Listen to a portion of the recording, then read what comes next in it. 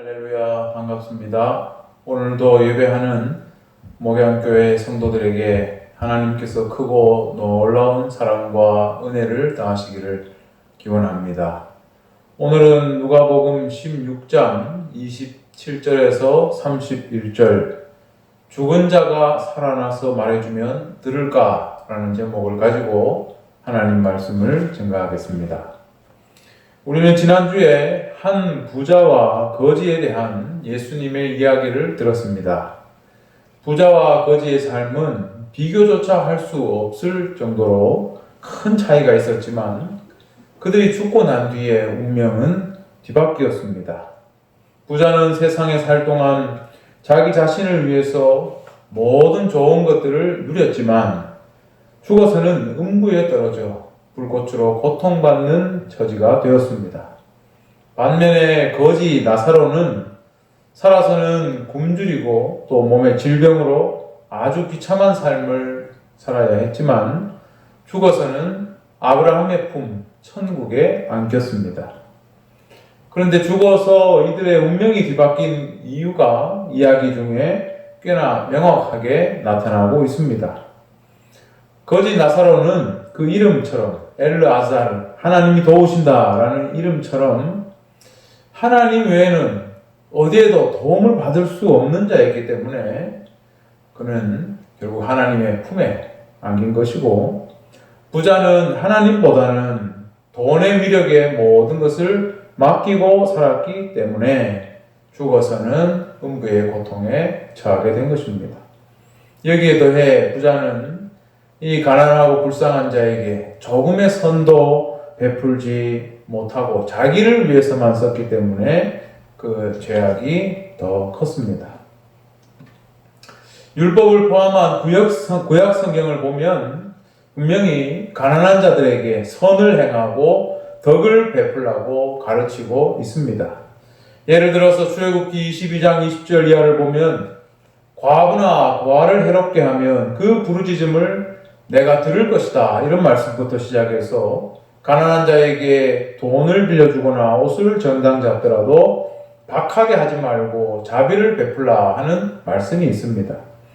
또 신명기 15장 11절을 보면 땅에는 언제나 가난한 자가 그치지 않으므로 너는 반드시 내 땅 안에 내 형제 중 곤란한 자와 궁핍한 자에게 내 손을 펼지니라, 이런 말씀이 있습니다. 신명기 24장 6절 이하에도 그런 말씀이 많이 나옵니다. 이외에 예언서에도 보면 이사야 10장 1절 4절의 경우 가난한 자를 불공평하게 판결하여 그들의 권리를 박탈하고 과부와 고아의 것을 토색하고 약탈하는 자는 화 있을진저 라고 경고하는 말씀이 있습니다. 잠언서에도 19장 17절에 보면 가난한 자를 불쌍히 여기는 것은 여호와께 구워드리는 것이니 그의 선행을 그에게 갚아주시리라, 그렇게 말씀하고 있습니다. 이 율법은, 이 또 구약 성경은 가난한 사람들을 도와야 한다, 그렇게 분명히 가르치고 있습니다. 그러나 율법이나 예언서에 이런 말씀이 기록되어 있다고 할지라도 예수님 당시의 현실은 달랐던 것 같습니다. 예수께서 종교 지도자들을 향해서 과부의 가산을 삼키는 자들이다, 그렇게 말씀할 정도였던 것을 보면 가난한 자를 살피라 하는 이 구약의 말씀들은 법적인 강제성을 갖지 못하는, 잃어버린 그런 말씀이 아니었을까 생각됩니다. 그도 그럴 것이 대놓고 갈취하거나 약탈하는 게 아닌 이상 이 부자처럼 그저 가난한 자를 방치하는 것만으로 죄를 묻기는 힘들었을 것 같습니다. 사실 오늘날도 남의 것을 강제로 빼앗게 되면 그건 분명한 범죄가 돼서 처벌을 받지만 남을 도와주지 않는 것, 긍휼을 베풀지 않은 것을 범죄로 보기는 어렵습니다.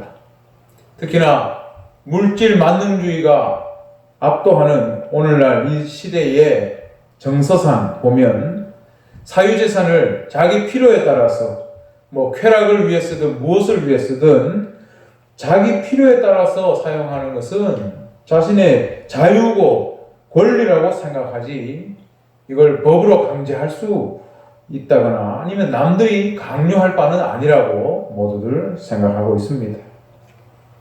그런데 예수님은 이 이야기를 통해 우리에게 아주 분명한 가르침을 주고 있습니다. 그 시대 사람들에게 율법으로는 강제성을 띠기 힘든 이 가난한 자에게 긍휼을 베풀지 않는 이 문제를 가지고 재물을 숭배하는 만몬주의와 결부시켜서 가르침을 주고 있습니다. 이 부자처럼 자기 재물로 극도의 향락을 누리면서도 가난한 자에게 긍휼을 베풀지 않는 것은 결국은 이게 재물을 숭배하는 것이지 하나님을 숭배하는 것이 아니기 때문에 이게 음부에 떨어질 죄악이 된다는 것을 상기시켜주고 있습니다.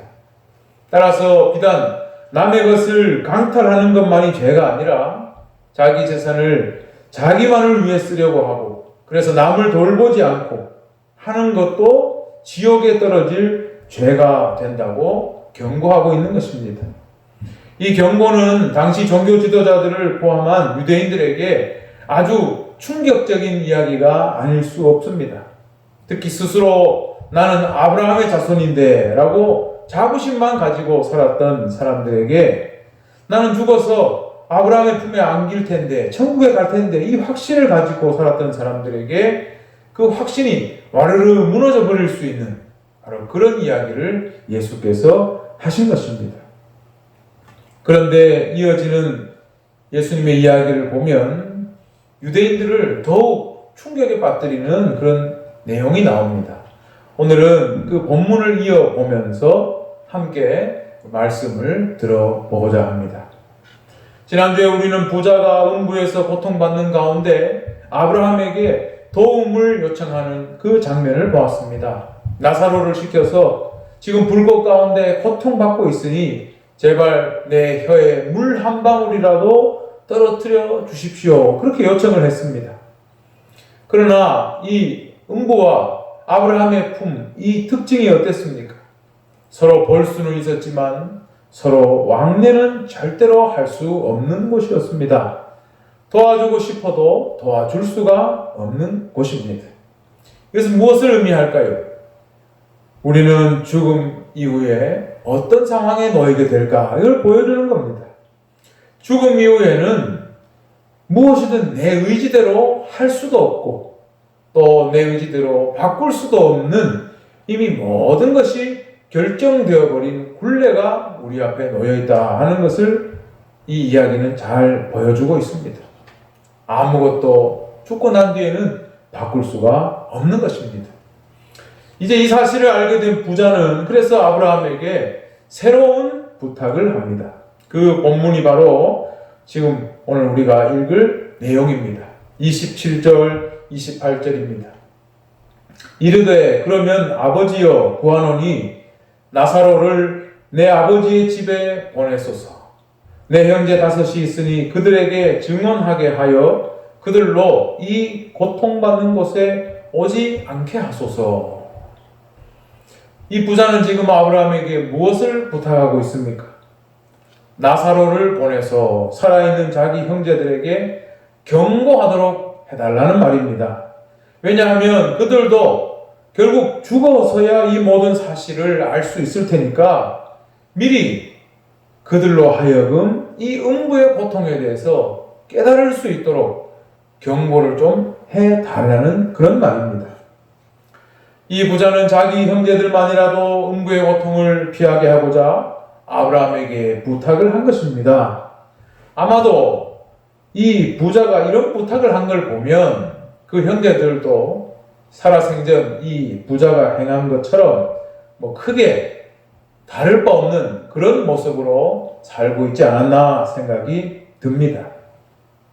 그저 유대인이라는 선민주의에 빠져서 하나님 말씀대로 살지는 않으면서도 죽으면 아브라함이 있는 아브라함의 품으로 천국으로 돌아갈 거라는 그런 확신을 가지고 살았을 테니까 말입니다.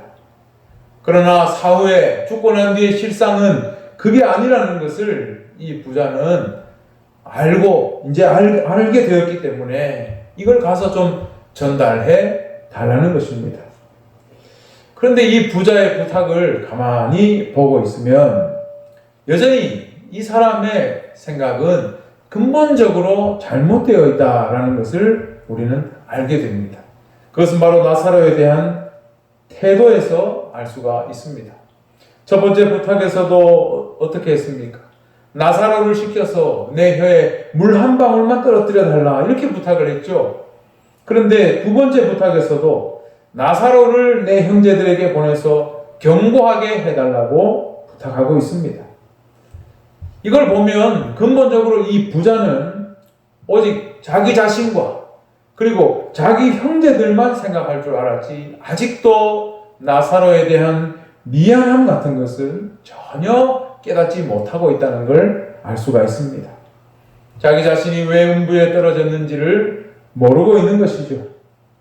이것을 보면 살아서 회개하지 못한 인간은 죽어서도 영원히 회개할 기회를 얻지 못하겠구나. 이 부자의 변하지 않는 모습을 보면서 그것을 발견하게 되었습니다. 또 하나 여전히 나사로보다는 자기 자신과 자기 형제만 생각하는 모습 속에서 유대인들의 그 배타적인 그런 선민의식들을 여기서 볼 수가 있습니다. 어쨌든 부자는 아브라함에게 이런 부탁을 했는데 과연 아브라함이 이 부탁을 들어줬을까요? 본문 29절을 보면 이렇게 나옵니다. 아브라함이 이르되 그들에게 모세와 선지자들이 있으니 그들에게 들을지니라. 아브라함이 대답하는 걸 보면 그 부탁마저도 거절했습니다. 아브라함이 들어줄 수 없다고 한 이유는 무엇입니까? 모세와 선지자들을 통해서, 즉 모세, 율법을 통해서, 선지자, 즉 예언서를 통해서, 즉 하나님의 말씀인 성경을 통해서 들으라는 뜻입니다. 부자의 생각에는 죽었던 이 나사로가 다시 돌아가서 경고해주면 자기 형제들이 정신 차릴 것이라고 부탁을 하는 것이지만 아브라함은 그 부탁을 단번에 거절하고 모세와 선지자, 성경 말씀이 있으니 성경 말씀을 통해 들으라고 했던 것입니다. 그런데 아브라함의 대답을 보면 여기에 아주 분명한 하나님의 뜻이 드러나고 있습니다. 그것은 바로 인간의 미래, 인간의 죽음에 대해서 하나님은 체험의 기회를 주시지 않고 또 새롭게 살 수 있는 그런 기회를 허락하시지 않는다는 걸 우리는 분명하게 알 수가 있습니다.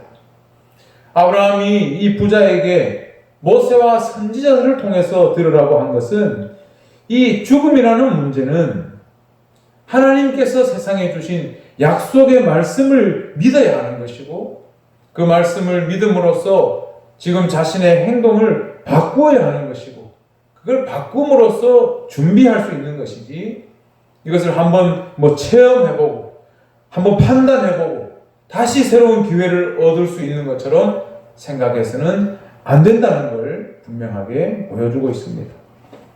만약에 누구나 죽음을 한번 체험하고 난 뒤에 다시 새로운 기회를 부여받을 수 있다면 누가 음부에 떨어지겠습니까?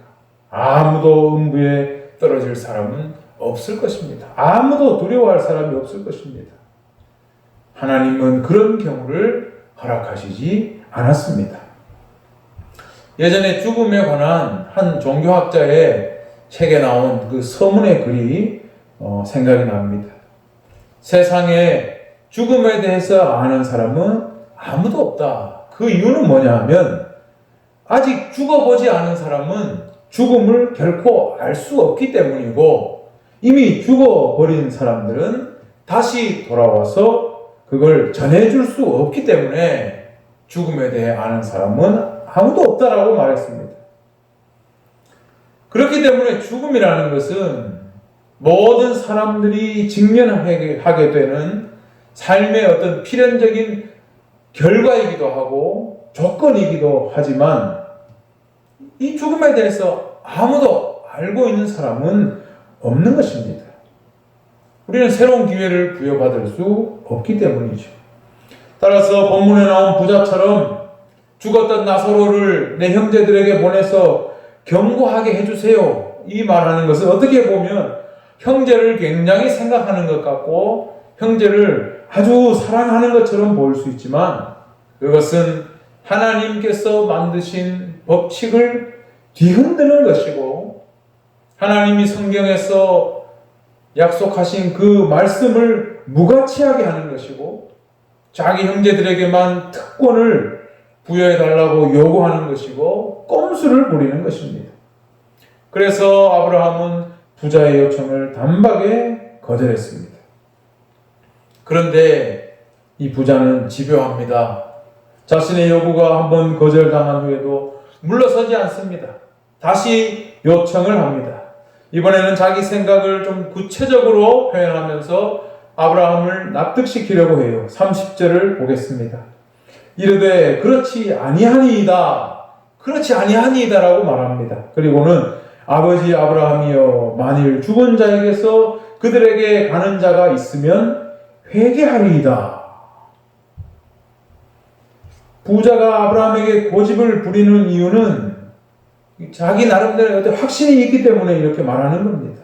다시 말해서 죽은 사람이 산 사람에게로 돌아가서 이 실상을 알려주면 그들이 정신 차릴 것이다. 회개할 것이라고 말하고 있습니다. 죽은 사람이 다시 돌아가서 그들에게 말해주면 그 사람들이 이제 하나님 말씀을 믿을 것이고 말씀대로 살 것이다. 바로 그렇게 이야기하는 것이죠. 죽은 사람이 다시 살아나서 산 사람에게로 돌아간다는 것은 기적이 일어나는 것을 말하는 거죠. 나사로를 자기 형제들에게 보내달라는 것은 이런 기적이 있다면 자기 형제들도 믿을 수 있을 거라는 말입니다. 죽었던 나사로가 살아있는 자기 형제들에게로 돌아간다면 이 나사로는 천국과 지옥이 있다는 하나의 표적이 되지 않겠습니까?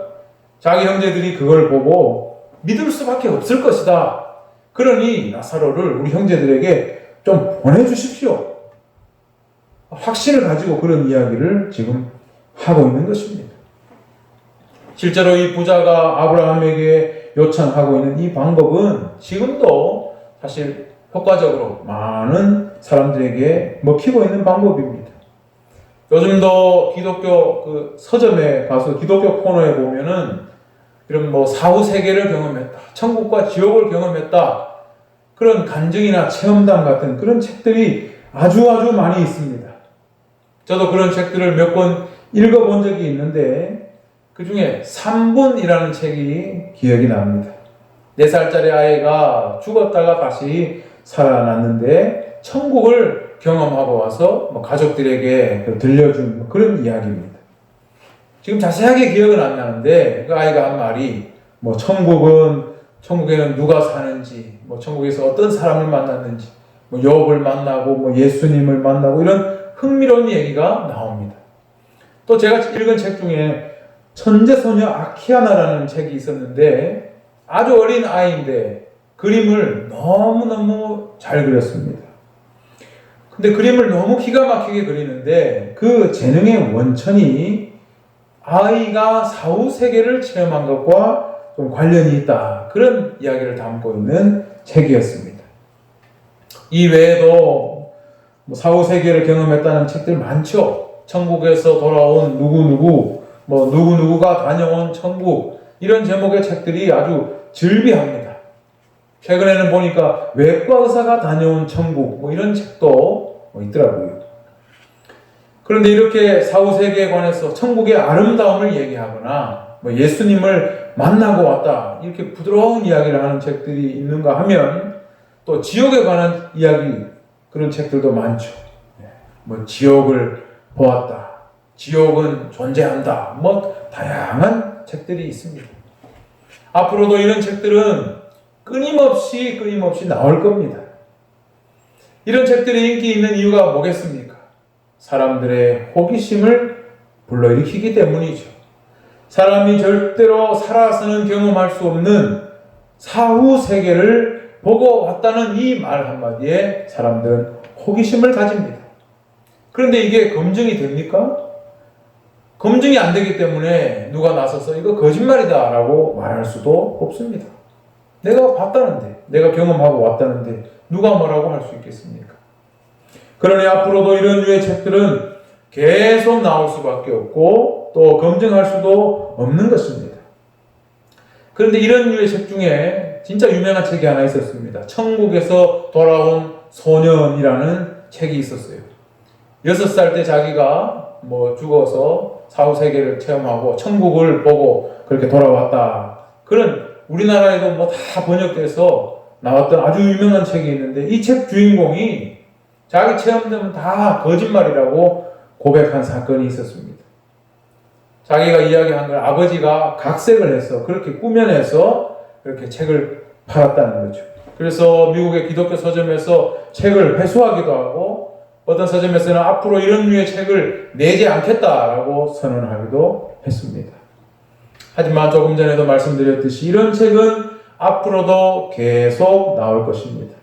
사람들은 사후세계에 대한 호기심을 가지고 있고 이것은 절대로 검증할 수 없는 것이며 무엇보다 돈이 되기 때문에 앞으로도 이런 책들은 계속 나올 수밖에 없습니다. 음부에 있던 부자가 아브라함에게 부탁한 것이 바로 이겁니다.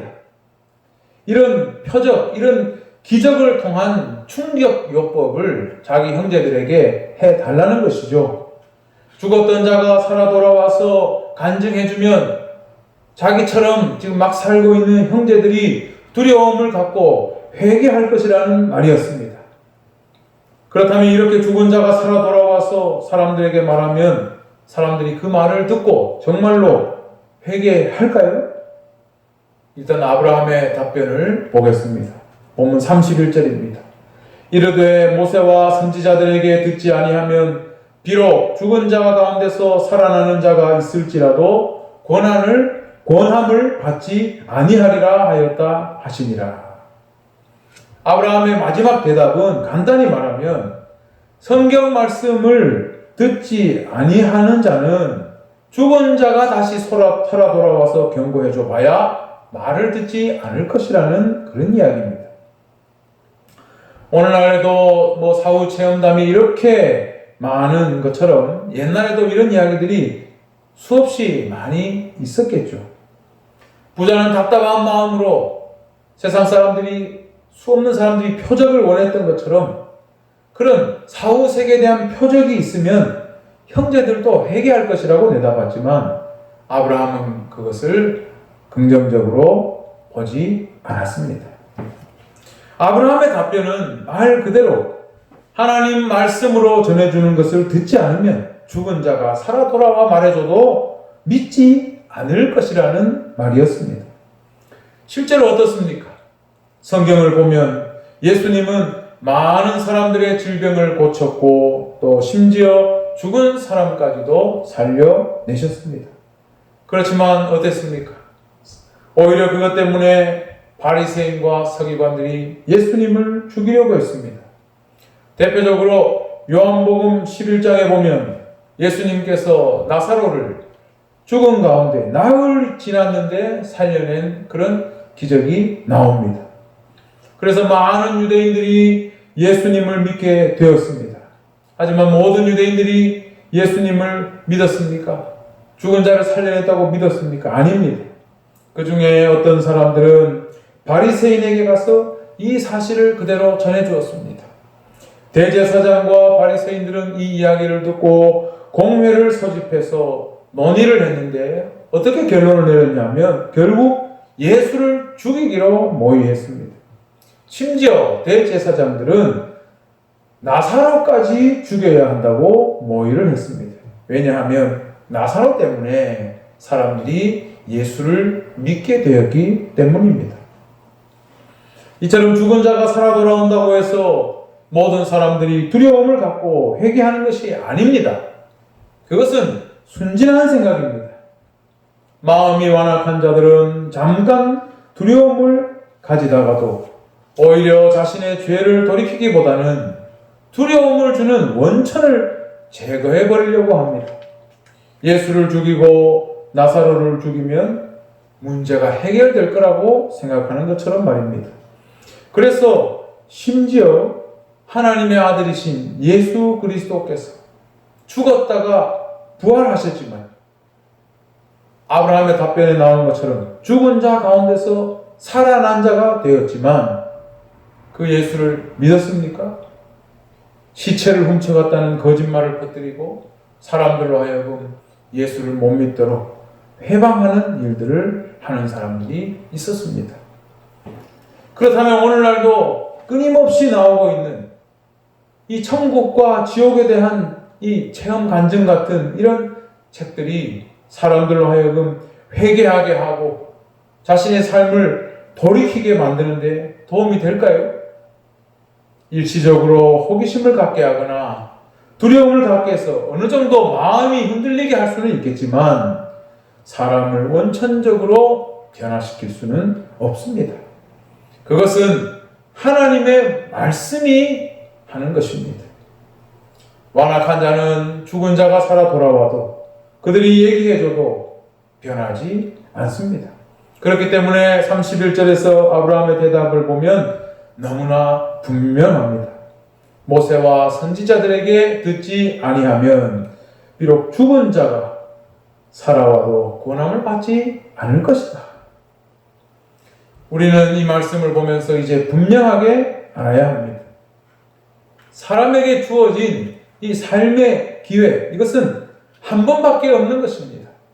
죽음에 대해서는 어떤 사전 체험이나 아니면은 중복된 삶의 기회, 이런 것은 있을 수 없다는 것을 우리는 오늘 이 말씀을 통해 분명히 알아야겠습니다.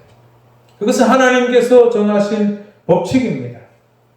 그렇기 때문에 우리는 삶에 대해서, 죽음에 대해서 우리는 준비되어 있어야 합니다.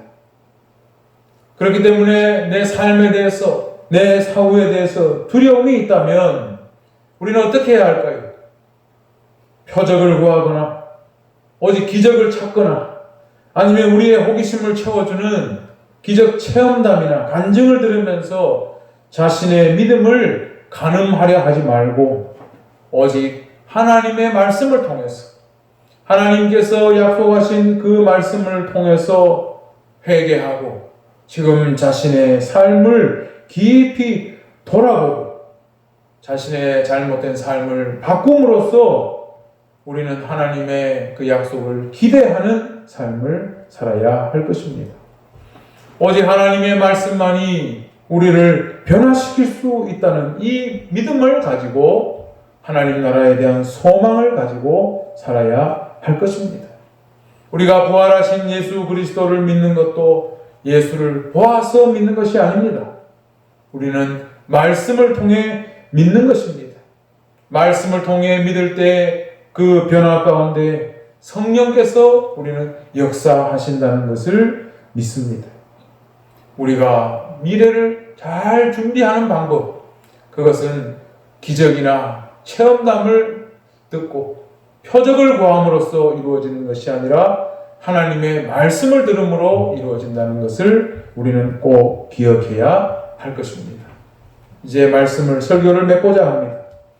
예수님께서 사람들에게 이런 이야기를 갑자기 왜 하셨을까요?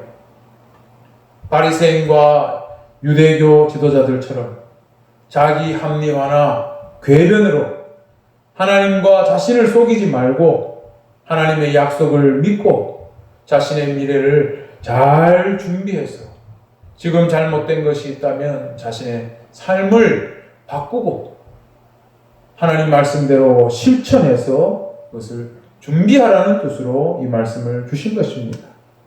오늘 본문에 나오는 부자와 아브라함의 대화를 보면 예수님은 먼저 이 부자의 입을 빌려서 사후세계에 대해서 궁금해하는 사람들, 죽음에 대해서 궁금해하는 사람들, 이거를 어떻게 대비해야 할까 조바심 내는 사람들의 그 마음을 대변해 주셨습니다.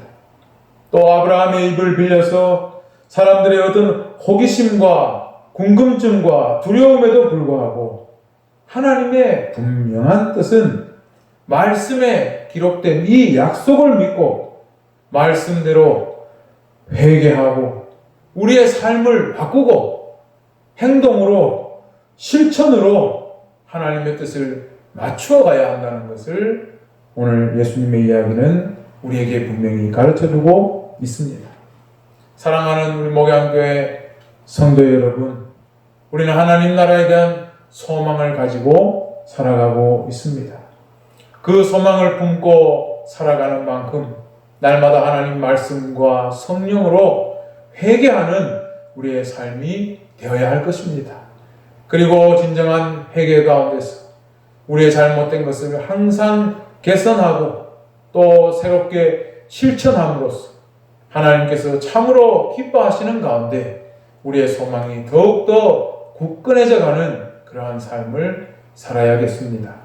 사랑하는 우리 목양교회 성도들에게 이러한 소망이 날마다 넘쳐나기를, 하나님의 사랑과 은혜가 풍성하기를 우리 주의 이름으로 축원합니다. 기도하겠습니다. 하나님 은혜 감사합니다. 코로나 때문에 우리가 함께 모이지 못하고 이렇게 영상으로 하나님 앞에 예배하지만 예배하는 곳곳마다 성령께서 함께 하시고 말씀을 통하여 우리의 심령을 채워 주실 줄로 믿습니다. 하나님 말씀으로 참된 소망을 가지고 살게 하여 주시고 날마다 말씀과 성령으로 회개하며 하나님의 그 말씀을 쫓아 살아가 하나님께서 참으로 기뻐하시는 삶이 되고 우리의 소망은 더욱 굳건해져 가는 축복된 삶을 살게 하여 주시옵소서. 흩어져 있는 우리 모든 성도들의 가정을 지키시고 그 기도 가운데 하나님을 응답하여 주시며 믿음으로 승리하는 삶을 살도록 도와주시옵소서.